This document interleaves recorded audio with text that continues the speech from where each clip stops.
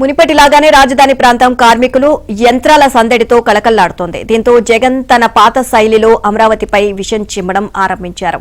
మాజీ ముఖ్యమంత్రిగా తాను చెప్పిన లెక్కలను ప్రజలు నమ్ముతారని ఆయన భ్రమల్లో ఉన్నారు. ఇక గాలి లెక్కలు వేసి అమరావతి నిర్మాణంలో దోపిడీ జరిగిపోతుందని గగ్గోలు మొదలుపెట్టారు. రాజధానిపై నిలువెల్లా విషం నింపుకొని అక్కడేవో ఘోరాలు జరిగిపోతున్నాయని చెప్పేందుకు పడరాని పాట్లు పడుతున్నారు. అందుకే నిజాల గణాంకాలపై అబద్దాల అంకెలతో దాడి మొదలుపెట్టారు. పదే పదం విషం కక్కితే జనం నమ్మేస్తారు అనేది జగన్ రెడ్డి నమ్మకం.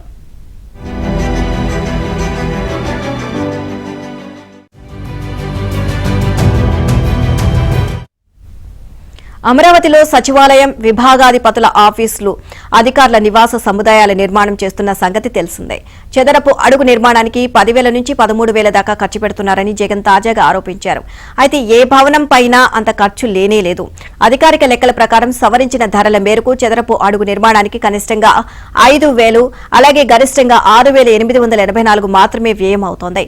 సచివాలయం 1-2 టవర్లలో నిర్మాణం, వసతులు, ఫర్నిచర్, ఇతర సదుపాయాలతో కలిపి చదరపు అడుగుకు అవుతున్న ఖర్చు గరిష్టంగా 5,000. 2014-19 నడుమ ప్రతిపాదించిన నిర్మాణ వ్యయం 3,200గా ఉంటే ఇప్పుడు మారిన పరిస్థితులు, పెరిగిన ధరలతో 5,000కు చేరింది. అంటే సగటున 1,800 పెరిగింది. ఇందుకు కారణం కూడా జగనే. సీఎంగా ఉన్న 5 ఏళ్లలో రాజధాని పనులను ఆపివేశారు.